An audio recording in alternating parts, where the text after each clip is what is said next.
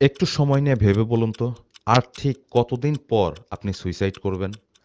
৫ দিন, ১০ দিন, ১ মাস, ৬ মাস, নাকি কোনো অমাবস্যার অন্ধকারে? শুনতে একটু উইয়ার্ড লাগতেছে জানি, তাহলে চলুন একটি গল্প শুনি। জ্যারেড উইলসন ছিলেন একজন খ্রিস্টান মোটিভেশনাল স্পিকার। তিনি মানসিক স্বাস্থ্য নিয়ে কাজ করতেন এবং বহু মানুষকে তিনি আত্মহত্যা থেকে ফিরিয়ে আনতে পেরেছিলেন। তার একটি সংগঠন ছিল এবং এর নাম ছিল অ্যানথেম অফ হোপ, যা আত্মহত্যাপ্রবণ মানুষদেরকে সাহায্য করত। জ্যারেড উইলসন প্রায়ই বলতেন, I am not okay and that's okay, অর্থাৎ আমি ভালো নেই কিন্তু এটাও ঠিক আছে। তিনি সবাইকে হাল ছাড়তে নিষেধ করতেন, কিন্তু শেষ পর্যন্ত ২০১৯ সালে ৩০ বছর বয়সে ডিপ্রেশনের কারণে তিনি আত্মহত্যা করেন।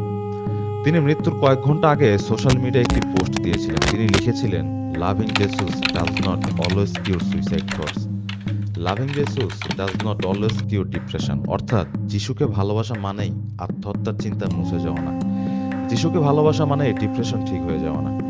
একজন মানুষ যে প্রতিদিন অন্যদের আত্মহত্যা থেকে ফেরায়, হঠাৎ করে সে নিজে কেন আত্মহত্যা করে বসলো? এই প্রশ্নের উত্তরেই লুকিয়ে আছে হাজারো মানুষের না বলা কষ্ট। মানুষের মস্তিষ্কের সবচেয়ে ভয়ঙ্কর যুদ্ধ হয় নিঃশব্দে। ডিডব্লিউর একটি রিপোর্ট বলছে, বাংলাদেশে মোট জনসংখ্যার 18% মানসিক রোগে ভুগছে। 2020 সালে শেখ মুজিবুর রহমান মেডিকেল বিশ্ববিদ্যালয়ের এক গবেষণায় বলা হয়, ওই হাসপাতালে ভর্তি হওয়া রোগীদের 48% মানসিক রোগী। বিশ্ববিদ্যালয়ের মনোরোগ বিভাগ 347 জন রোগীর ওপর গবেষণা করে এই তথ্য দিয়েছিলেন।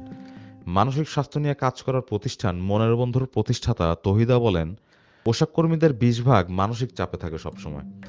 2005 ও 2006 সালের গবেষণায় দেখা গিয়েছে আমাদের দেশে 16% মানসিক রোগী। 2018 সালে যা বেড়ে দাঁড়িয়েছে 18%। দেশে মানসিক রোগী বাড়ছে, সেই সাথে বাড়ছে আত্মহত্যার হার। আচল ফাউন্ডেশনে 2021 সালের মার্চ মাসে এক প্রতিবেদনে জানায়, করোনাকালে এক বছরে সারা বাংলাদেশে 14,406 জন আত্মহত্যা করে এবং এর মধ্যে 57% নারী। এ প্রতিবেদনে আরও উঠে আসে, আত্মহত্যা করা ব্যক্তিদের মধ্যে 20 থেকে 35 বছর বয়সী ছিলেন 49%, 5 থেকে 19 বছর বয়সী 35%, 36 থেকে 45 বছর বয়সী 11%, আর 46 থেকে 80 বছর বয়সী ছিল 5%। বাংলাদেশের সরকারি তথ্য অনুযায়ী দেশের সবচেয়ে বেশি মানুষ আত্মহত্যা করে ঝিনাইদহ জেলায়, এবং যারা আত্মহত্যা করে তাদের বেশিরভাগই অল্প বয়সী এবং নারী।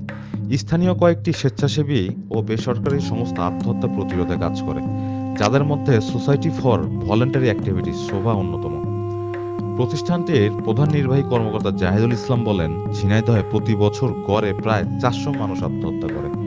জেলাটিতে 2010 থেকে 2018 সাল পর্যন্ত এই 8 বছরে আত্মহত্যা করে 3152 জন, এবং এই সময় আত্মহত্যার চেষ্টা করেছে 22,675 জন। তার মানে গত এক দশক ধরে এই জেলায় দিনে কমপক্ষে একজন মানুষ আত্মহত্যা করে। অধিকাংশ আত্মহত্যার ঘটনায় দেখা যায় কীটনাশক খেয়ে অথবা গলায় ফাঁস দিয়ে আত্মহত্যা করেছে। এবং এই জেলার মধ্যে শৈলকুপা উপজেলায় আত্মহত্যার হার সবচেয়ে বেশি। এই জেলার আত্মহত্যার কারণ বলতে গিয়ে শোভার প্রধান নির্বাহী বলেন, অন্য জেলা থেকে ঝিনাইদহে প্রাকৃতিক দুর্যোগ কম, এমনকি সিডর আইলাতেও তেমন কোনো ক্ষতি হয় নাই এই জেলার। তার মানে হচ্ছে এখানে জীবনের জটিলতা কম, মানুষ অনেক বেশি আবেগপ্রবণ, তাই আবেগের উপর নিয়ন্ত্রণও কম। ঢাকা আহ্ছানিয়া মিশন 2021 সাল থেকে দেশের বিভিন্ন জায়গা থেকে আসা নারী মাদকাসক্তির চিকিৎসা ও পুনর্বাসন কেন্দ্রে আসা তথ্য সংগ্রহে কাজ করছে। 2011 সাল থেকে 2023 সালের আগস্ট পর্যন্ত সেবা গ্রহণকারী নারীদের মধ্যে বিশ্লেষণ করে প্রতিষ্ঠানটি জানিয়েছে, 322 জন সেবা গ্রহণকারী নারীর মধ্যে 177 জনের আত্মহত্যার ভাবনা ছিল। 98 জন কখনো না কখনো আত্মহত্যার চেষ্টা করেছে এবং 5 জন চিকিৎসা নেওয়ার পরও আত্মহত্যা করেছে। আপনি অবাক হবেন, 2022 সালে 364 জন শুধু স্টুডেন্ট আত্মহত্যা করেছে এবং 2023 সালে 513 জন স্টুডেন্ট, এর মধ্যে 60% নারী। আচল ফাউন্ডেশন বলছে, শিক্ষার্থীদের আত্মহত্যার সবচেয়ে বড় কারণ ছিল অভিমান। শুধু অভিমান থেকে 32% শিক্ষার্থী আত্মহত্যা করেছে। বাংলাদেশের সরকারি হিসাব অনুযায়ী বাংলাদেশে প্রতি বছর 11,000 মানুষ আত্মহত্যা করে। তার মানে গড়ে প্রতি 46 মিনিটে একজন আত্মহত্যা করে। আপনি যখন এই ভিডিওটি দেখছেন, হয়তো এর মধ্যেও কেউ না কেউ আত্মহত্যা করেছে। বাংলাদেশের নারীদের মধ্যে আত্মহত্যার প্রবণতা পুরুষের তুলনায় প্রায় 3 গুণ, আবার গ্রামের চেয়ে শহরে আত্মহত্যার চিন্তা করার হার দ্বিগুণ। ডাব্লিউএইচওর একটি প্রতিবেদন অনুযায়ী বিশ্বে প্রতি 40 সেকেন্ডে একজন মানুষ আত্মহত্যা করে। 2021 সালে বিশ্ব স্বাস্থ্য সংস্থার এক প্রতিবেদনে জানায় সারা বিশ্বে বছরে প্রায় 8 লাখ মানুষ আত্মহত্যা করে এবং সবচেয়ে বেশি আত্মহত্যার হার নিম্ন ও মধ্য আয়ের দেশে। আমাদের দেশেও আত্মহত্যা একটি জটিল সমস্যা হয়ে দাঁড়িয়েছে। আমাদের দেশে আত্মহত্যা ফৌজদারি অপরাধ হিসেবে গণ্য করা হয়, যার কারণে আত্মহত্যার ইচ্ছা জাগলেও ভয়ে তা অনেকে প্রকাশ করে না। দণ্ডবিধি 1860-এর 306 ধারা অনুযায়ী কোনো প্রাপ্তবয়স্ক মানুষকে আত্মহত্যায় সহায়তা করা ব্যক্তিরও 10 বছরের সশ্রম কারাদণ্ড এবং জরিমানা হতে পারে।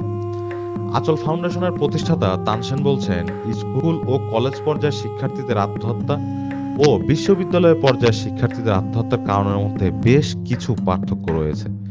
বিশ্ববিদ্যালয় পর্যায়ের শিক্ষার্থীরা সম্পর্কে ব্যর্থ হওয়া ও আর্থিক সংকটের কারণে বেশি আত্মহত্যা করে থাকে, কিন্তু স্কুল কলেজ পড়ুয়া আত্মহত্যা করা শিক্ষার্থীরা বেশিরভাগই এই পথ বেছে নেয় পরিবারের সদস্যদের উপর মান অভিমানের কারণে। একটি মোটরসাইকেল কিনতে না পারা, আবার কেউ হয়তো গেমস খেলতে চেয়ে পারেননি, কে বারণ করা হয়েছে, এইসব কারণেও 27%-এর বেশি বাচ্চারা আত্মহত্যা করে। মানসিক রোগ বিশেষজ্ঞরা বলছে, তরুণ শিক্ষার্থীরা কিছু না পাওয়ার বিষয়টি একদম মেনে নিতে পারে না।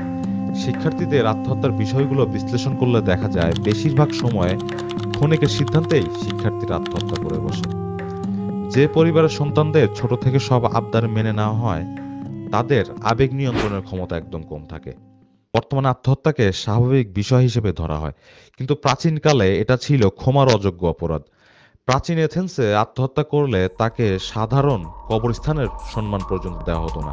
তাকে কবরস্থ করা হতো শহরের বাইরের কোনো জায়গায়। শুধু তাই না, তার সম্মানে কোনো স্মৃতিফলকও ব্যবহার করতে দেওয়া হতো না। ইউরোপে আত্মহত্যাকে শয়তানের কাজ হিসেবে নিন্দা করা হয়েছিল। ফ্রান্সে ছিল কঠোর আইন। কেউ আত্মহত্যা করলে তার মৃতদেহ রাস্তায় টেনে হিঁচড়ে আনা হতো এবং মাথা নিচু করে আবর্জনা দিয়ে তাকে ঢেকে দেওয়া হতো। মৃত ব্যক্তির সমস্ত সম্পত্তি পর্যন্ত জব্দ করা হতো।